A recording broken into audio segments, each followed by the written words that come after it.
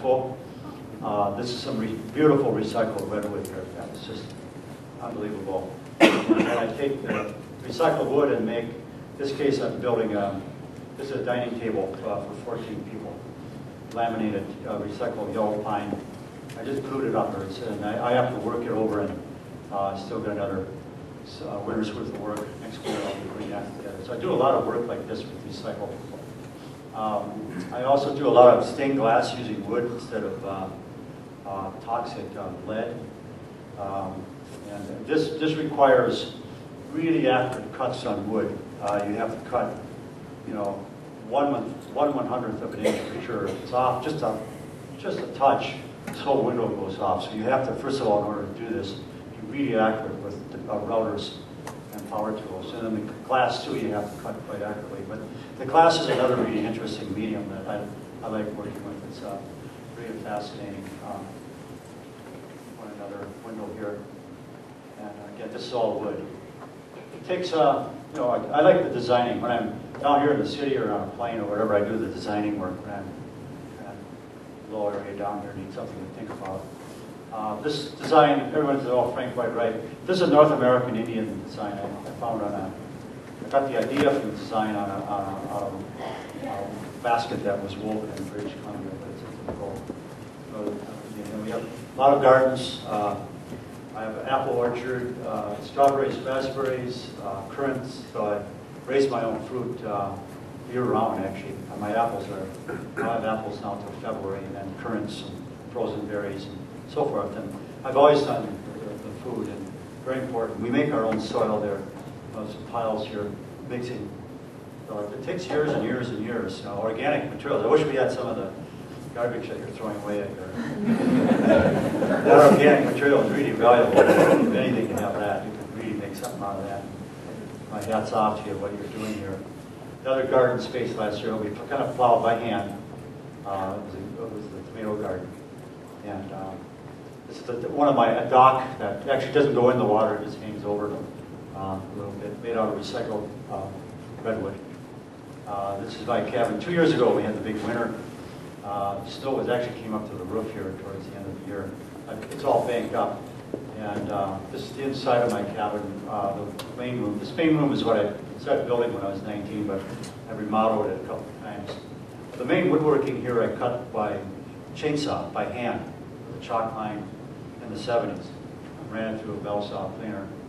And I do all, of course, all the windows, all the doors, all the furniture we do. And this is my other room here. The second room where I have my study and office and internet and so forth. And I throw all my awards and everything on the wall here.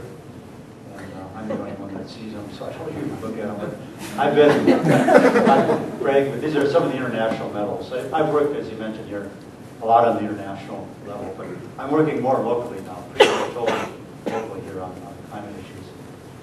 Again, this is the back room, a 16-foot skylight that goes north-south.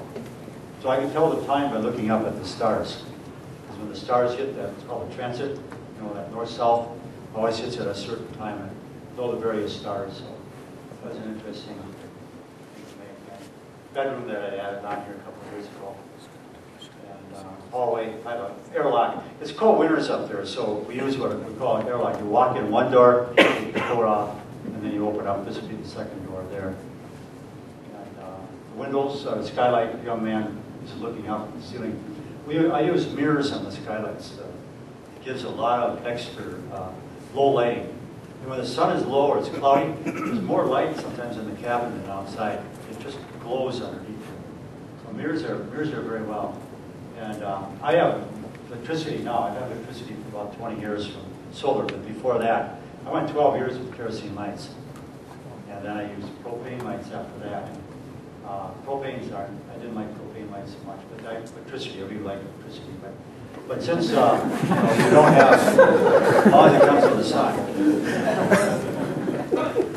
So lighting is essential. I mean, if this little skylight lights up this whole section of this room, and without that, you know, you'd be really depressed in December. So lighting and mood, always essential. There's a little loft here. Actually, I raised 2 little boys here. That was their bedroom for many years, and I slept up there a number of years too. But it's skylights that open up on the top. It's just really beautiful. You can watch the northern lights at night. And some of the designs I did, some of the furniture, I'm working on this type of one. So it's structural design. Again, I mentioned I like to work a lot with shadows and light. And that shadows and light, of course, varies all the time with the sun and the moon. This is outside of my cabin. This would be the root cellar. Stairway comes down here like this, and this is a cellar. I built this cellar in '74. My dog slid it in, all the gravel, cement, and mixed it all by hand. Actually, it was a ridge, and I dynamited the ridge down, which isn't what you think it is. What you do is you find a crack, and you dynamite the crack, and you spend 2 days like a convict chipping out the rock, another charge. Real long process. And then I built walls with the rock from the ridge and the stuff I hauled in. But cellars are very important because you can keep your vegetables real cool and things from freezing. And the sauna, which is very important. Sauna is where we wash, of course. In wintertime, there's a hole and the ice right down here. So the saunas are big event. This is the we call it the lodge. It originally was a workshop, but we moved, built it into what we call the lodge. This is where gathering space where we eat. We can pretty comfortably hold about 12, 14 people. I've trained all my expeditions from here, 25 years worth of teamwork. My school, I ran it through. And this, again, was built in the 70s. This was all, original building was all cut out of a chainsaw. We didn't buy any boards. We cut everything by hand for this. We cut trails, cut trees, hauled the trees in, cut it by the chainsaw, let them dry, and then put them into the building. So, let's see here.